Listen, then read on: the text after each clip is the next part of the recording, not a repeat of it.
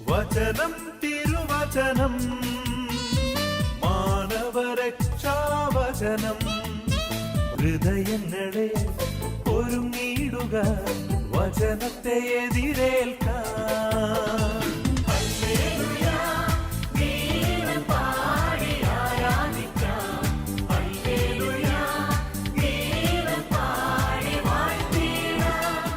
യേശുവിലെ സ്നേഹം നിറഞ്ഞ മാതാപിതാക്കന്മാരെ, യുവതിവാക്കളെ, കുട്ടികളെ, നമുക്കറിയാം ഡാമിൽ നിന്നും കനാലുകളുണ്ട്.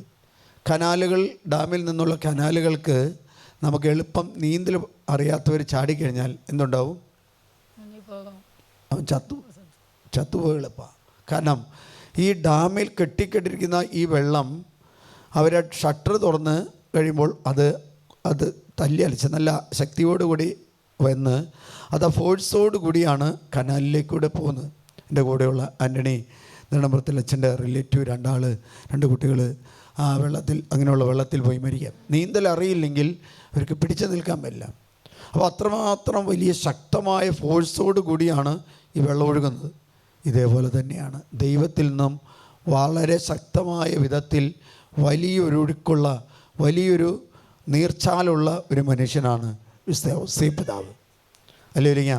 അതുകൊണ്ടാണ് ഏത് കാലങ്ങളിലെല്ലാം സഭയിൽ കുടുംബങ്ങൾ ഭിന്നമാകുമ്പോൾ, ശിഥിലമാകുമ്പോൾ, അല്ലെങ്കിൽ തകർന്നു പോകുമ്പോൾ, നമുക്കറിയാം രണ്ടാം ലോകമഹായുദ്ധ കാലഘട്ടത്തിൽ മാർപ്പാപ്പമാർ ഈ കുടുംബങ്ങളെ സഭയെ സമർപ്പിച്ച് പ്രാർത്ഥിക്കാനുള്ളവൻ. കാരണം എന്താണെന്ന് വെച്ചാൽ അവനിൽ ആശ്രയിച്ചാൽ അവൻ ഒരിക്കലും നമ്മളെ ഉപേക്ഷിക്കില്ല. ദൈവഹിതമനുസരിച്ച് ജീവിക്കുന്ന ഒരു മനുഷ്യനായിരുന്നു യോസേപ്പ്. ദൈവഹിതം, എന്ത് കാര്യം വന്നാലും അവൻ്റെ ഒറ്റ വാശി ഇതാണ്, ദൈവത്തിൻ്റെ ഹിതം എന്താണെന്ന് അന്വേഷിക്കണം.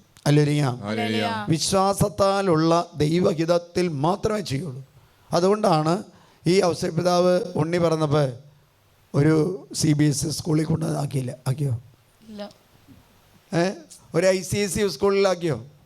ഒരു സ്ഥലത്ത് ആക്കിയില്ല. കാരണം എന്താ? അത് ദൈവഹിതമല്ല എന്ന് ഔസേപ്പ് പിതാവിന് അറിയാൻ വയ്യത്. കാരണം എന്താ? ഞാനിത് ചോദിച്ചത് തമാശയായിട്ടല്ല. നിങ്ങളുടെ കുട്ടികൾ ജനിച്ചപ്പോൾ എന്തെങ്കിലും കർത്താവിനോട് നിങ്ങൾ ചോദിച്ചിട്ടുണ്ടോ എന്തിനു വേണ്ടിയാണ് ഇവനെ ജനിപ്പിച്ചതെന്ന്? ചോദിച്ചിട്ടുണ്ടോ? ഒരിക്കലും ഉണ്ടാവില്ല, ചോദിക്കില്ല. ചോദിക്കേണ്ടത് കർത്താവിനോടാണ്. കാരണം ഒരു മകളെ വീട്ടിൽ കർത്താവ് നൽകുമ്പോൾ അവനെക്കുറിച്ചുള്ള വലിയൊരു പദ്ധതി ദൈവത്തിനുണ്ട്. ആ ദൈവിക പദ്ധതി പൂർത്തിയാക്കാൻ വേണ്ടിയാണ് യോസേപ്പ് പിതാവിനെ യേശുവിനെ ഏൽപ്പിച്ചത്. അല്ലെങ്കിൽ എന്തുണ്ടാവുമെന്ന് അറിയുമോ? എന്താണെന്ന് അറിയുമോ? വേറൊരു മനുഷ്യനെ ഏൽപ്പിച്ചെങ്കിൽ അവൻ കൊണ്ട് ഏതെങ്കിലും നല്ലൊരു ഹോസ്റ്റലിലാക്കി നല്ലൊരു വിദ്യാഭ്യാസം നടത്തി നല്ല ജോലി കിട്ടി വേറെ സ്ഥലത്തേക്ക് അയച്ചാനെ. അല്ലെ, അത് ദൈവഹിതം മാത്രം പൂർത്തിയാക്കുന്ന ഒരു മനുഷ്യനാണ് യോസേപ്പ്. അതുകൊണ്ട് നിങ്ങൾ എല്ലാ ജീവിതത്തിലും നമ്മൾ ഏതിനും എന്തിനും ചോദിക്കേണ്ടത് എന്താണ്? കർത്താവേ, ഞാൻ എന്ത് ചെയ്യണം? ഞാൻ ഇതിന് എന്ത് ചെയ്യണം? മക്കളെ ജനിപ്പിച്ചാലും ഏതൊരു വസ്തുവകൾ തന്നാലും അത് ദൈവഹിതത്തിന് വിട്ടുകൊടുക്കാനായിട്ട് നമ്മൾ തയ്യാറാകണം. ദൈവഹിതത്തിന് വിട്ടുകൊടുക്കുമ്പോൾ ദൈവത്തിൻ്റെ പദ്ധതി അവനിൽ പൂർത്തിയാകും, സംജാതമാകും. അല്ലെങ്കിൽ ഉണ്ടാവില്ല. നമ്മൾ ഹഗായി പ്രവാചകൻ്റെ പുസ്തകം, എനിക്ക് പ്രവാചകൻ്റെ പേര് പറഞ്ഞു, എനിക്കിഷ്ടമുള്ള പ്രവാചകനാണ് ഹഗായി പ്രവാചകൻ്റെ പുസ്തകം. എനിക്ക് തോന്നുന്നു 3 അധ്യായങ്ങൾ മാത്രമുള്ള പുസ്തകമാണ്. അതിൽ പ്രകാരം പറയുന്നുണ്ട്, നിങ്ങൾ ഭവനങ്ങൾ പണിത്, നല്ല കൊട്ടാരങ്ങൾ പണിത്, സുഭിക്ഷമായിട്ട് വസിച്ച്, നിങ്ങൾ ജോലി ചെയ്ത് ആ ജോലി ചെയ്ത പൈസ നിങ്ങൾ സഞ്ചിയിലിട്ടിട്ട് പോകുമ്പോൾ എൻ്റെ ദേവാലയം തകർന്നു കിടക്കുന്നത് നിങ്ങൾ കാണുന്നില്ലേ? എൻ്റെ ദേവാലയം തകർന്നു കിടക്കുന്നത്. അതിൻ്റെ ഹഗായി പ്രവാചകൻ പറയുന്നത്, നിങ്ങൾ ദേവാലയം പണിതുയർത്ത് നിങ്ങളുടെ ഭവനങ്ങളും പണിയാൻ പറ്റും. അതിന് നമ്മൾ ചെയ്യുന്ന കാര്യം തിരിച്ചാണ്. നമ്മൾ ഭവനങ്ങൾ പണിതുയർത്തും, മക്കളെ പണിതുയർത്തും, കാര്യങ്ങൾ ചെയ്യും. സഭയെക്കുറിച്ച്, സഭയുടെ കാര്യങ്ങളെക്കുറിച്ച്, അല്ലെങ്കിൽ സഭയെന്ന് പറയുന്ന ദൈവത്തെക്കുറിച്ച് ഒരു ചിന്തയോ ഒരു ആലോചനയോ ഒന്നും നമ്മുടെ ജീവിതത്തിൽ ഇന്ന് ഇല്ല, അല്ലെങ്കിൽ നഷ്ടപ്പെട്ടുകൊണ്ടിരിക്കുന്ന ഒരു പ്രത്യേക അവസ്ഥയിലാണ്. അത് പറയുന്നൊരു കാര്യമുണ്ട്. അതൊക്കെ ആരും അന്വേഷിക്കേണ്ടതെന്ന് വെച്ചാൽ അത് അച്ഛന്മാരും സിസ്റ്റർമാരും മെത്രാന്മാരും അന്വേഷിക്കും. ഹഗായി പ്രവാചകന്റെ പുസ്തകത്തിൽ 2-ാമത്തെ അധ്യായത്തിൽ അങ്ങോട്ട് നിങ്ങൾ ഇപ്രകാരമാണ്. അത് ഹഗായി പ്രവാചകൻ വഴി കർത്താവ് അരുളി ചെയ്തു, ഈ ആലയം തകർന്നു കിടക്കുമ്പോൾ നിങ്ങൾക്ക് മച്ചിട്ട ഭവനത്തിൽ എങ്ങനെ വസിക്കാനുള്ളതാണോ? ആ. അതുകൊണ്ട് സൈന്യങ്ങളുടെ കർത്താവ് അരുളി ചെയ്യുന്നു, നിങ്ങളുടെ സ്ഥിതിയെ പറ്റി ചിന്തിക്കുക. നിങ്ങളുടെ സ്ഥിതിയെ, അതായത് ദേവാലയം ഉണ്ടെങ്കിലാണ് എന്തുണ്ടാവുള്ളൂ? ഭവനങ്ങളുണ്ടാവുള്ളൂ. നമ്മുടെ ഇടവകയിലെ ഓരോ ഭവനത്തിൻ്റെയും ഓരോ കല്ലുകൾ വെച്ചാണ് ദേവാലയം നിർമ്മിക്കപ്പെട്ടിരിക്കുന്നത്. അല്ലേലിയാ. അപ്പോൾ ദേവാലയത്തിൻ്റെ ഒരു കല്ല് അടർന്നു പോയി എന്ന് പറഞ്ഞാൽ, ഇടവകയിലെ ഒരു വീട് തകർന്നു എന്ന് പറഞ്ഞാൽ, ഇടവകയിലെ ഭവനത്തിന് അല്ലെങ്കിൽ ദേവാലയത്തിന് കോട്ടം പറ്റി, ക്ഷതം പറ്റി. അല്ലേലിയാ. ക്ഷതങ്ങൾ പറ്റിയെന്ന് അതിൻ്റെ അർത്ഥം അല്ലേ? അപ്പോൾ നമ്മുടെ കുടുംബത്തിൽ എന്ന് പറഞ്ഞു കഴിഞ്ഞാൽ ഒരു 400 ഇടവകക്കാരുണ്ടെങ്കിൽ 400 കല്ല് വെച്ചാണ് ആ ഭവനം, ഇടവകയിലെ ദേവാലയം പണിയപ്പെട്ടിരിക്കുന്നത്. അല്ല, കല്ലും മരവും മണ്ണും സിമെൻറ്റും കൊണ്ടല്ല പണിത്. അതുകൊണ്ട് പറയാം, നിങ്ങൾ അധ്വാനിച്ചു, നിങ്ങൾ ഏറെ വിതച്ചു, കുറച്ച് മാത്രമേ കൊയ്യുന്നുള്ളൂ. നിങ്ങൾ ഭക്ഷിക്കുന്നു, ഒരിക്കലും തൃപ്തി വരുന്നില്ല. നിങ്ങൾ പാനം ചെയ്യുന്നു, തൃപ്തി വരുന്നില്ല. നിങ്ങൾ വസ്ത്രം ധരിക്കുന്നു, ആർക്കും കുളിര് മാറുന്നില്ല. കൂലി ലഭിക്കുന്നവന് അത് ലഭിക്കുന്നത് ഓട്ടസഞ്ചിയിൽ ഇടാൻ മാത്രം. അങ്ങനെയല്ലേ നമുക്ക്? നമ്മുടെ പിള്ളേർക്ക് ഭക്ഷണം കഴിച്ചാലും തൃപ്തി വരുമോ? നമ്മുടെ ചേട്ടന്മാർക്ക് ഭക്ഷണം കഴിച്ചാലും തൃപ്തി വരുമോ? ചേട്ടന്മാർക്ക് മദ്യം കഴിച്ചാലും തൃപ്തി വരുമോ? എത്ര കഴിച്ചാലും കൂടുതൽ കഴിക്കണം. എന്ത് കഴിക്കണം? എന്താണ്? തകർന്നു കിടക്കുന്ന ദൈവത്തിൻ്റെ ആലയത്തെക്കുറിച്ച് ഒരു ചിന്ത നമുക്ക്, നമ്മുടെ സമൂഹത്തിന് ഇല്ല. മറ്റ് മതസ്ഥർക്ക് അവരുടെ ആലയത്തെക്കുറിച്ച് ചിന്തയുണ്ട്. അവർ വളരുന്നത് കണ്ട്, അവർ വർദ്ധിക്കുന്നത് കണ്ട് അസൂയപ്പെട്ടിട്ട് കാര്യമില്ല. നമുക്കറിയാം, അസൂയയ്ക്കും മരുന്നില്ല. അവരവരുടെ നിയമം അനുസരിക്കുന്നു, അവരവരുടെ കാര്യങ്ങൾ ചിട്ടയായിട്ട് ചെയ്യുന്നു. അനുസരിച്ചില്ലെങ്കിൽ മറ്റുള്ളവരെ അനുസരിക്കാൻ അവർ നിർബന്ധിക്കുന്നു. നമ്മളെന്ത് ചെയ്യും? നമ്മൾ അനുസരിക്കുകയില്ല, അനുസരിക്കുന്നവരെ അനുസരിപ്പിക്കുകയില്ല. അതുകൊണ്ട് ദൈവം പറയാം, എൻ്റെ ആലയം തകർന്നെടുക്കുമ്പോൾ നീ മച്ചിട്ട ഭവനത്തിൽ കഴിയാനും, നീ സുഭിക്ഷമായിട്ട് കുളിര് കൊള്ളാൻ വേണ്ടി പല വിധത്തിലുള്ള കാര്യങ്ങളും ഭക്ഷണങ്ങളും ചെയ്യുന്നുണ്ട്. നിങ്ങൾക്കൊരിക്കലും കുളിര് മാറില്ല, നിങ്ങൾക്കൊരിക്കലും ശരീരത്തിൻ്റെ ആഗ്രഹങ്ങൾ മാറില്ല. കാരണം എൻ്റെ ഭവനം നശിപ്പിക്കപ്പെട്ടു, തകർന്നു കിടക്കുക. അതുകൊണ്ട് ഹഗായിയോട് പറയാം, നീ ഭവനം പണിയ്. സൈന്യങ്ങളുടെ കർത്താവ് അരുളി ചെയ്യുന്നു, നിങ്ങളുടെ സ്ഥിതിയെ പറ്റി ചിന്തിക്കുവിൻ. നിങ്ങൾ മലയിൽ ചെന്ന് തടി കൊണ്ടുവന്ന് ആലയം പണിയുവിൻ. ഞാൻ അതിൽ സംപ്രീതനാവും, മഹത്വത്തോടെ ഞാൻ അതിൽ പ്രത്യക്ഷനാകും. ഭവനം വളരണമെങ്കിൽ, നിലനിൽക്കണമെങ്കിൽ എന്തുണ്ടാവണം? ദേവാലയം ശക്തി. അല്ലേലിയാ. എൻ്റെ അപ്പന് 4 മക്കളാണ് ഞങ്ങളുള്ളത്, 4 ആൺപിള്ളേരാണ്. അതിൽ 3 ആളും അച്ഛനാവും പോയി. അപ്പം പറഞ്ഞു ഒരു കുഴപ്പമില്ലെന്ന് പറഞ്ഞു. അതിൽ ഒരാൾ തിരിച്ചു പോയി. പിന്നെ ഞങ്ങൾ 2 ആൾ അച്ഛനായി. അല്ലേലിയാ. എനിക്ക് അച്ഛനാവും പോകണമെന്ന് വലിയ താല്പര്യമൊന്നും ഉണ്ടായില്ല. പ്രത്യേകിച്ച് എനിക്ക് അപ്പൻ്റെ വലിയ ആഗ്രഹമായിരുന്നു ഒരു ഇടവക വൈദികനും ഒരു ധ്യാനിപ്പിക്കുന്ന ഒരു അച്ഛനും ആകണമെന്ന്. എനിക്ക് 2നോടും വലിയ താല്പര്യമില്ലായിരുന്നു. അല്ലേലിയാ. പക്ഷേ 4 മക്കളുണ്ട്. 4 മക്കളിൽ 3 മക്കളും വൈദികനാകാൻ പോയിട്ട് അപ്പനൊരു സങ്കടവും ഇല്ല. നമ്മുടെ വീട്ടിൽ 2 മക്കളുണ്ടെന്ന് കരുതി. ഇപ്പോൾ ഒറ്റ പിള്ളേരുള്ളവർ വൈദികരാകാൻ പോകുന്നുണ്ട്. ഒറ്റ പിള്ളേരുള്ളത്. കാരണം എന്താ? അവർക്കൊരു സന്തോഷം, അതിൽ ഒരു ആനന്ദമുണ്ട്. കാരണം എന്താ? ഒരു അനുദിനം കർത്താവിൻ്റെ ബലി കൈകളിൽ എടുക്കുക. അതിലും വലിയൊരു ഭാഗ്യം, അതിലും ഒരു നേട്ടം നമുക്ക് കിട്ടുമോ? കിട്ടില്ല. അതുകൊണ്ട് നമ്മുടെ കുടുംബത്തിൽ നിന്ന് ഒരു മകൻ, ഒരു മകള് ശുശ്രൂഷ പൗരോഹിത്യത്തിലേക്കോ സന്യാസത്തിലോ വിളിക്കപ്പെടുന്നത് നമ്മുടെ തലമുറയ്ക്ക് കർത്താവ് ചെയ്യുന്ന നേട്ടമാണ്. അല്ലേലിയാ. അതുകൊണ്ട് നമ്മുടെ ഭവനത്തിൽ നിന്ന് മക്കൾ ശുശ്രൂഷ മേഖലയിലാകാൻ വേണ്ടി നിങ്ങൾ പ്രാർത്ഥിക്കണം. അല്ലേലിയാ. ഞങ്ങൾ 2 അച്ഛന്മാരെ വിശുദ്ധ കുർബാന അർപ്പിക്കുമ്പോൾ എല്ലാ ദിവസവും ഞങ്ങൾ അപ്പനെ അമ്മേനെയും ഓർക്കും, തലമുറയെ ഓർക്കുന്നുണ്ട്. മാത്രമല്ല, മരിച്ച ദിവസം വരുമ്പോഴേക്കും പ്രത്യേകം ചേട്ടന്മാർ അങ്ങോട്ടും കൊണ്ട് വിളിച്ച് പറയും, സ്നേഹമുള്ളവരെ, നിങ്ങൾ മക്കളെ ജനിപ്പിച്ചു, അവർക്ക് ജോലി സമ്പാദിച്ചു കൊടുത്തു, ഭവനം വെച്ചു കൊടുത്തു, അവർക്ക് വസ്തുക്കൾ കൊടുത്തു. മരിച്ചു കഴിഞ്ഞാൽ നിങ്ങൾ ഓർക്കണമെങ്കിൽ, നിങ്ങൾക്ക് വേണ്ടി ബലി അർപ്പിക്കണമെങ്കിൽ പുരോഹിതനുണ്ടെങ്കിൽ ചോദിക്കേണ്ട ആവശ്യമില്ല, പറയേണ്ട ആവശ്യമില്ല. പഴയ കാലത്ത് ഇടവകളിലൊക്കെ ഒരു കുർബാന ഉണ്ടായിരുന്നു. എന്താണെന്നറിയാമോ?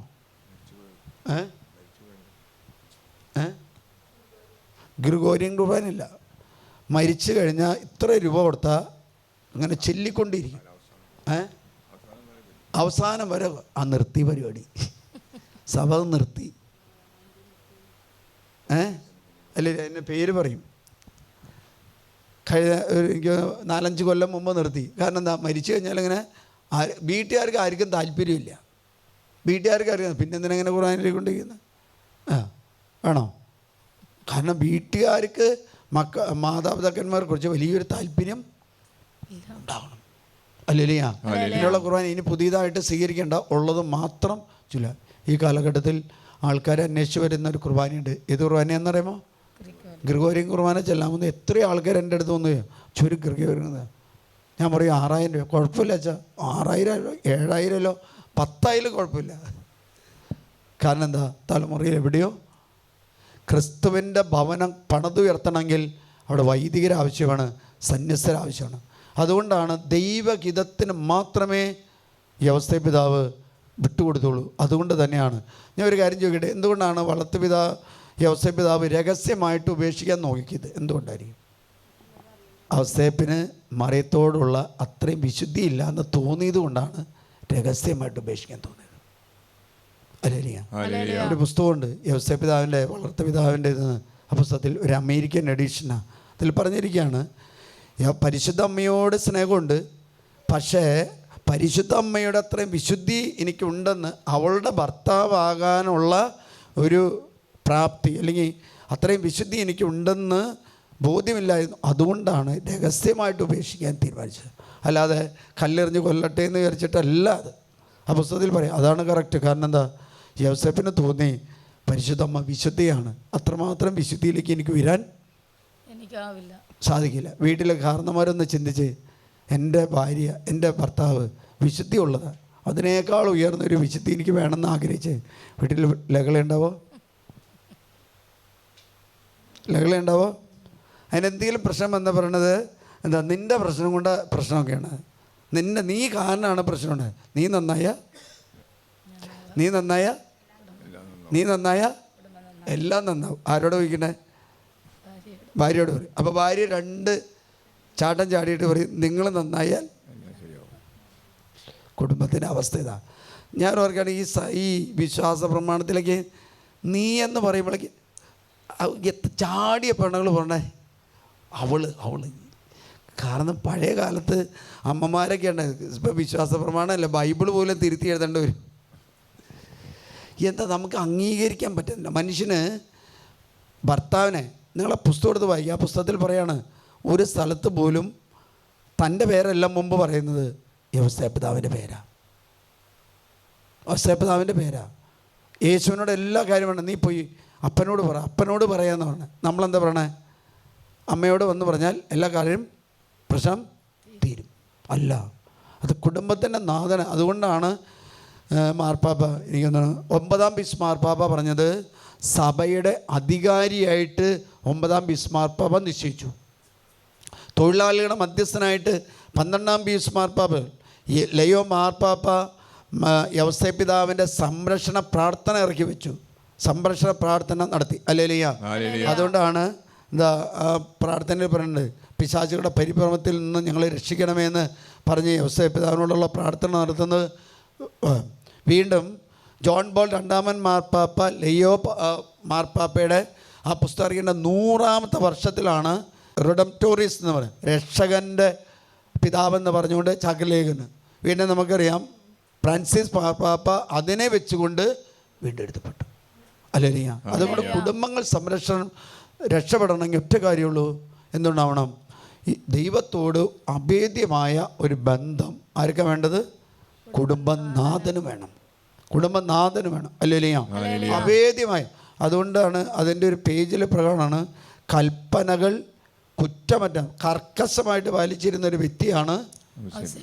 അതുകൊണ്ടാണല്ലോ ഒരു ഒഴുക്ക്, വലിയൊരു ദൈവത്തിൻ്റെ സന്നദ്ധിയിൽ നിന്നും വലിയൊരു ഒഴുക്ക് ആരുടെ അടുത്തേക്കുണ്ട്? യവസേപിതാവിൻ്റെ അടുത്തേക്ക്. എൻ്റെ പ്രാർത്ഥന തുടങ്ങുന്നതും അവസാനിപ്പിക്കുന്നതും യവസേപിതാവിനോടാണ്. അല്ലേലിയ? സഭയുടെ സംരക്ഷകനാണ്, കുടുംബങ്ങളുടെ പരിപാലകനാണ്, ബ്രഹ്മചാരിയുടെ മധ്യസ്ഥനാണ്, പിശാചുകളുടെ പരിഭവമാണ്, തൊഴിലാളിയുടെ മധ്യസ്ഥനാണ്, നല്ല മരണത്തിൻ്റെ മധ്യസ്ഥനാണ്. അല്ലേ? സഭ എത്രയോ കാര്യങ്ങൾ, എത്രയോ പേരുകൾ കൊടുത്തിരിക്കുന്നു. അല്ലേലിയ? അതുകൊണ്ട് രണ്ടാമത് പറയുന്നത് അവന് നീതിമാനായിരുന്നു. നീതി എന്ന് പറയുന്നത് ദൈവവിശ്വാസത്തിൽ അധിഷ്ഠിതമായ ഒരു നീതിയിൽ അവൻ നിലനിരുന്നു. എന്ന് പറഞ്ഞാൽ ഒരിക്കലും അവൻ വഞ്ചനയോ കളവോ ചെയ്യില്ല. അല്ലേലിയാം. ഒരു ചേട്ടൻ എൻ്റെ അടുത്ത് വന്ന് പറഞ്ഞു, ഞാൻ അറിയുന്ന ചേട്ടനെ വർഷങ്ങളായിട്ട് പരിചയമുള്ള, ഞാൻ ചേട്ടൻ്റെ തൊട്ടടുത്ത ഇടവകയിൽ ഇരുന്നിട്ടുണ്ട്. അപ്പോൾ ചേട്ടൻ പറഞ്ഞു, പക്ഷെ കടബാധ്യത മാറുന്നില്ല.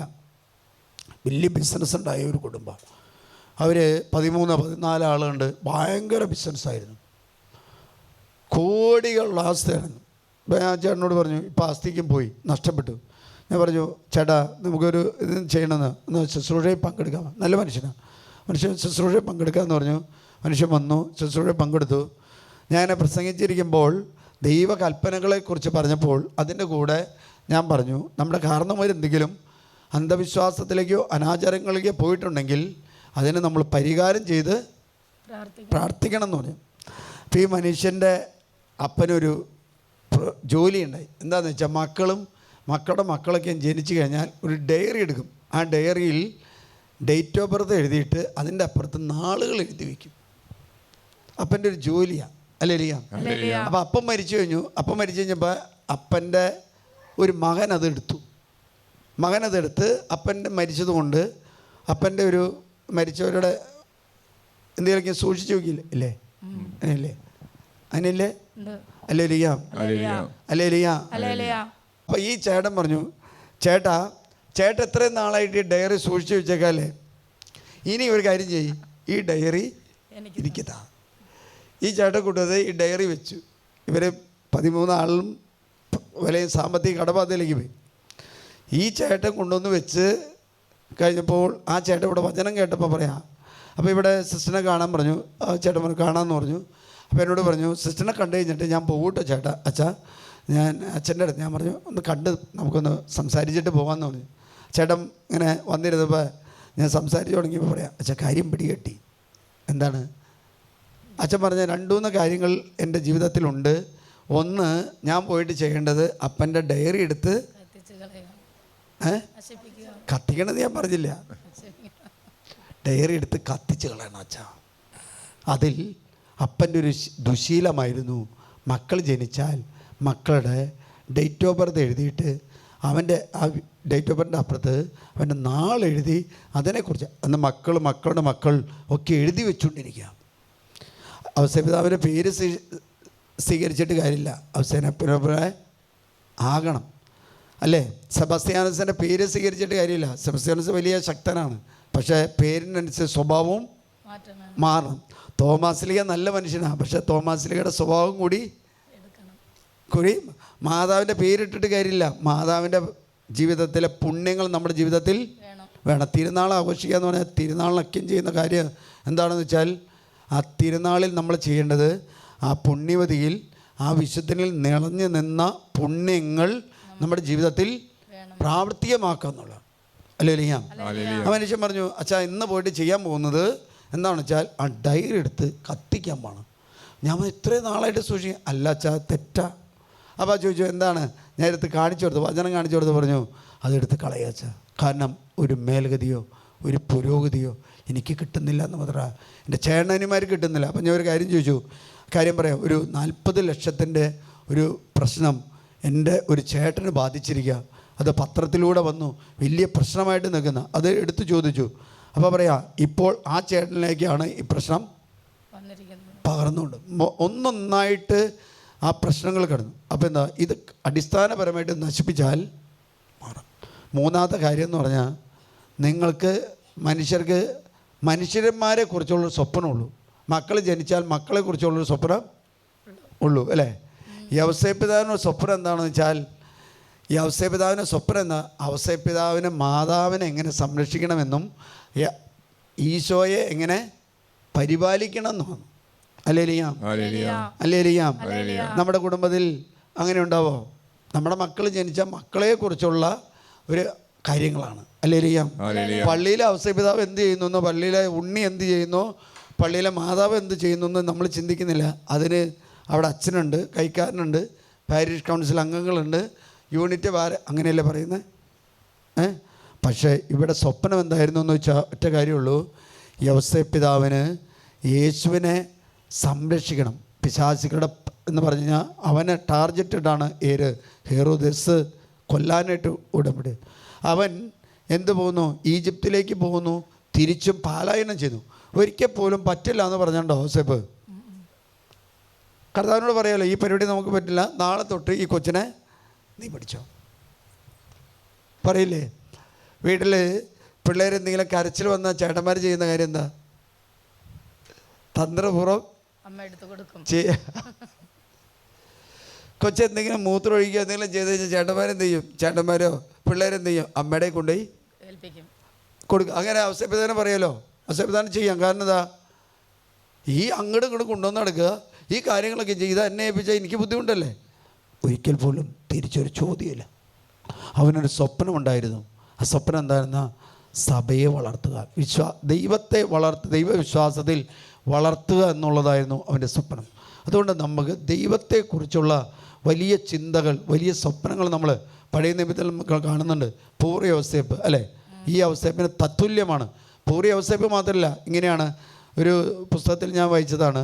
പൂർവ്വ യോസേപ്പ് മാത്രമല്ല, പഴയ നിയമത്തിലെ പല വ്യക്തികളും യോസേപ്പ് പിതാവിലേക്കാണ് നോക്കുന്നത്. കാരണം അബ്രാഹാം, ഇസഹാക്ക് ഈ യോസേപ്പിലേക്കാണ് നോക്കുന്നത്. അല്ലേലിയ? പൂർവ്വ യോസേപ്പ് എന്താ? അവനൊരു സ്വപ്നം ഉണ്ടായിരുന്നു. എന്താ? സ്വപ്നം വ്യാഖ്യാനിക്കാനുള്ള കഴിവുണ്ടായിരുന്നു. അല്ലേലിയ?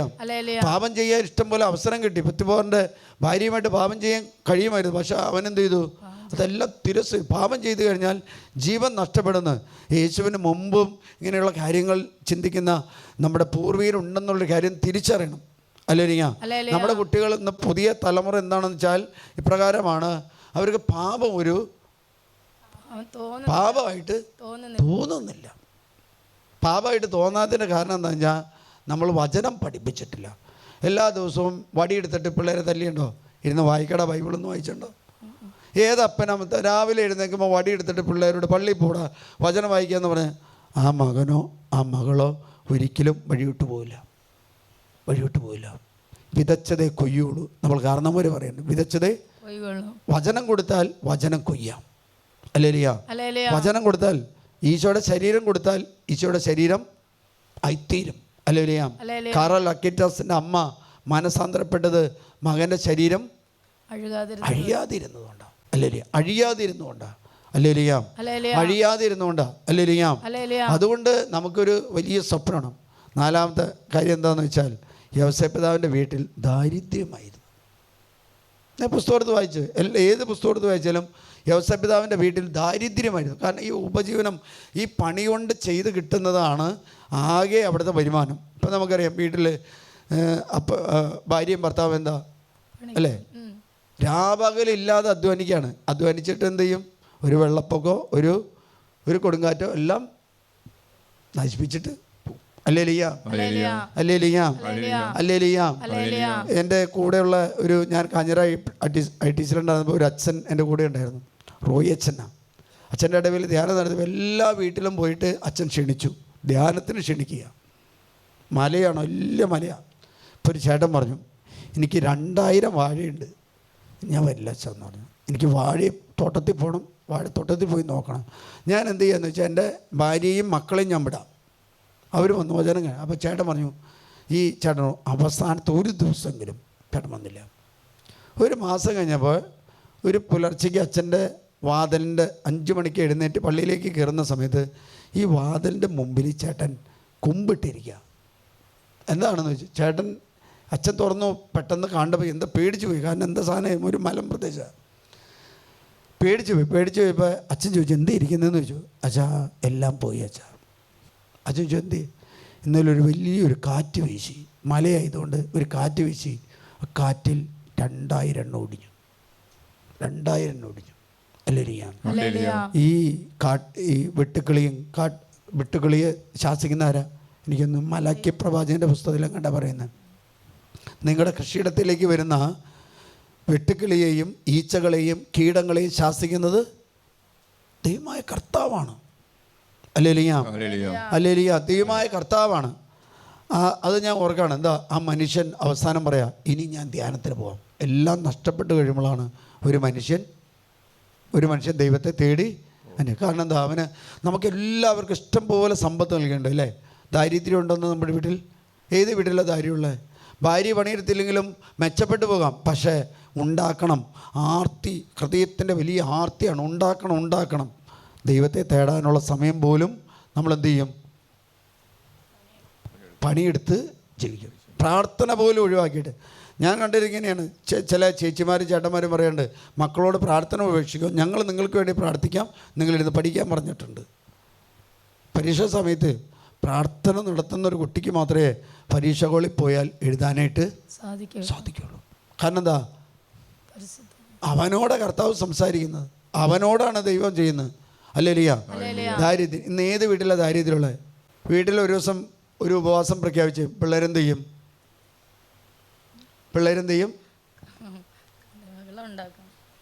ഭക്ഷണം ഉണ്ടാക്കുകയല്ല, സിക്കിംകാരും സൊമോട്ടോക്കാരും വരില്ലേ? വരുമോ? കാലഘട്ടത്തിൽ ഏറ്റവും വലിയൊരു നാശമാണത്. കുടുംബത്തിലെ ഭക്ഷണം കഴിച്ച് തൃപ്തിപ്പെടാനായിട്ട് കുടുംബത്തിലെ മക്കൾക്കിന്ന് താല്പര്യമില്ല. പറഞ്ഞാൽ അനുസരിക്കില്ല. അനുസരിക്കോ? അല്ലേലിയ. ഞങ്ങളൊക്കെ വീട്ടിൽ എന്തെങ്കിലും വഴിക്കൂടി കഴിഞ്ഞാൽ 6 എണ്ണങ്ങളുണ്ട്, ഭക്ഷണം തരില്ല. ഇനി എന്തെങ്കിലും ഭക്ഷണം വേണ്ടാന്ന് വെച്ചാൽ കയറി കിടന്നോളാൻ പറയും, ബാക്കി 5 എണ്ണം ഉണ്ടെന്ന് പറയും. ഇന്ന് കാരണവർക്ക് തിരിച്ച് പറയാൻ പറ്റാത്ത എന്താ? മക്കള് ഒന്നുള്ളൂ. അതുകൊണ്ടാണ് കർത്താവ് പറഞ്ഞൊരു വചനമുണ്ട്, ഉദരബലം ദൈവത്തിൻ്റെ ദാനമാണ്. കഴിഞ്ഞ കാലങ്ങളിൽ ദൈവത്തോട് നമ്മൾ ചോദിച്ചിട്ടില്ല, എത്ര മക്കളെ വേണമെന്ന് ചോദിച്ചില്ല. പക്ഷെ നമ്മൾ ബുദ്ധിയോട് ചിന്തിച്ചു, ഒരു മകൻ ജനിച്ചാൽ അവന് 2000 രൂപ ഫീസ് കൊടുക്കണം, അവൻ്റെ ബസ് ഫീസ് വേണം, അല്ലേ? ബുദ്ധിയോട് ചിന്തിച്ചു. അതുകൊണ്ടാണ് പറഞ്ഞത് ദൈവത്തിൻ്റെതായ ചിന്തകളും വഴികളും ഉണ്ട്. അല്ലേ? ഞാൻ ഇവിടെ ധ്യാനിപ്പിച്ച് പോകുന്നവർക്ക് ഞാൻ വാട്സപ്പ് നമ്പർ കൊടുക്കാറില്ല. കൊടുക്കാത്തതിൻ്റെ കാരണം എന്താണെന്നറിയാമോ? എല്ലാ ദിവസവും ചപ്പറല്ല, എല്ലാ ദിവസവും വചനം എനിക്ക് അയച്ചു കൊണ്ടിരിക്കുക. എല്ലാ ദിവസവും എനിക്ക് വചനം അയക്കുക, പിന്നെ വോട്ടേഴ്സ് ലിസ്റ്റിൻ്റെ കാര്യം അറിയിക്കുക. എന്താ ഇനി ആ നമ്പർ ഇങ്ങനെ കട്ട് ചെയ്യണമെന്ന് വിചാരിക്കണേ. അതുകൊണ്ടാണ് വാട്സപ്പുള്ളൊരു നമ്പർ ഇവിടെ കൊടുക്കാത്തത്. ഒരു പയ്യനെ ഇവിടെ വന്നു, അവൻ 2 മണിക്കൂർ പങ്കെടുത്തോളൂ. അവന് വേണ്ടി ഞാൻ പ്രാർത്ഥിച്ചു, അവന് വ്യത്യാസം വന്നു. അവ പോകുന്ന സ്ഥലത്തുള്ള എല്ലാ സാധനങ്ങളും എനിക്ക് വാട്സപ്പിൽ വിട്ടുകൊണ്ടിരിക്കുക. ഞാൻ 2-3 പ്രാവശ്യം ഡിലീറ്റ് ചെയ്തു. അത് ഡിലീറ്റ് ചെയ്തിട്ട് അവൻ പറയാം, ഞാനാണ് അയക്കുന്നത് അച്ഛാന്നും പറഞ്ഞു. മനുഷ്യൻ്റെ ആർത്തി എന്തെന്നാണ്? ചവറായാലും വേസ്റ്റായാലും പിശാച് തിന്നിട്ടതായാലും പാമ്പ് കഴിച്ചിട്ടതായാലും അതിൽ നിന്ന് മാറാനായിട്ട് മനുഷ്യന് സാധിക്കില്ല. എത്ര ആൾ മറ്റുള്ളവർക്ക് അയക്കുന്ന വചനം വായിക്കുന്നുണ്ട്? ഇല്ല. ഇത് പലരും ഏൽപ്പിച്ചിരിക്കുക. ഇത് അറിയാവുന്ന സിസ്റ്റർ, അറിയാവുന്ന വ്യക്തികളെ ഏൽപ്പിച്ചിട്ട് ഇത് കൊടുക്കുക. ഒരാൾ എല്ലാ ദിവസവും വചനം വായിക്കുന്നവനാണെങ്കിൽ അവൻ ഒരിക്കലും പാപത്തിലേക്ക് വീഴില്ല.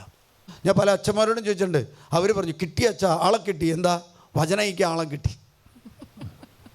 വചനം കൊടുക്കുകയല്ല മുമ്പ് ചെയ്യേണ്ടത്, വചനം സ്വീകരിക്കുക ചെയ്യേണ്ടത്.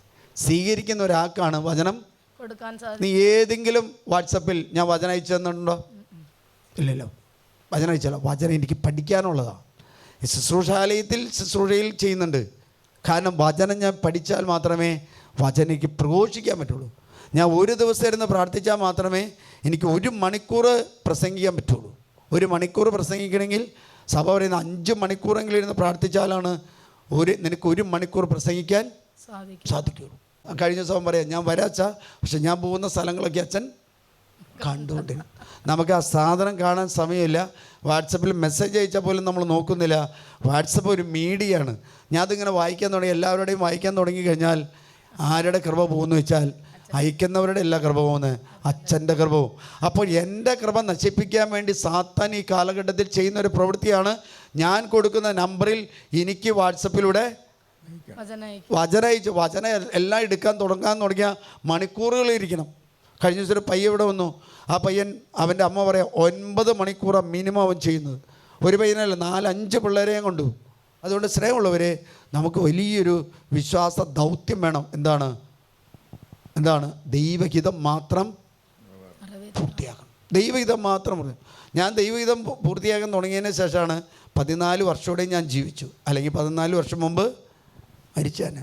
നിങ്ങൾ പറയും, ഞങ്ങളൊക്കെ പ്രാർത്ഥിക്കുന്നവരാ, ഞങ്ങളെല്ലാം ചെയ്യുന്നവനാ. അല്ലേ? പക്ഷേ ചെയ്യുന്നവരാ. പക്ഷേ എന്താണെന്ന് വെച്ചാൽ ദൈവ കൽപ്പനകൾ. ഇപ്പം നമ്മൾ സങ്കീർത്തനത്തിൽ പാടിയത് എന്താ? ദൈവിക നിയമങ്ങൾ കണ്ണിൻ്റെ സൂക്ഷ്മതയോടെ കൂടി നോക്കി ആര് ജീവിച്ചു? ഔസേപ്പിതാവ് ജീവിച്ചു. നിങ്ങളെ പുസ്തകം വായിക്കും, മനോഹരമാണ്. Hallelujah, hallelujah, hallelujah. അതുകൊണ്ടാണ് ഞാൻ പറഞ്ഞത് എൻ്റെ ജീവിതം തുടങ്ങുന്നതും അവസാനിക്കുന്നതും ഔസേപ്പിതാവിനോടുള്ള ഈ ഔസേപ്പിതാവിൻ ജപം ചൊല്ലിയാണ്. അതുകൊണ്ടാണ് പുതിയ പുസ്തകത്തിൽ നമ്മൾ ഔസേപ്പിതാവിൻ്റെ ജപം ചേർത്തിരിക്കുക. ഹല്ലേലൂയ. നമ്മുടെ ഔസേപ്പിതാവ് പട്ടിണി കിടന്ന് ജീവിച്ചു, പരിശുദ്ധ അമ്മ പട്ടിണി കിടന്ന് ജീവിച്ചു, യേശുക്രിസ്തു പട്ടിണി കിടന്ന് ജീവിച്ചു. അവർക്ക് ആത്മീയ ദാരിദ്ര്യം ഉണ്ടായില്ല, ഭൗതിക ദാരിദ്ര്യം ഉണ്ടായി, ഭക്ഷണത്തോടുള്ള ദാരിദ്ര്യം ഉണ്ടായി. നമ്മുടെ വീട്ടിൽ ഇന്ന്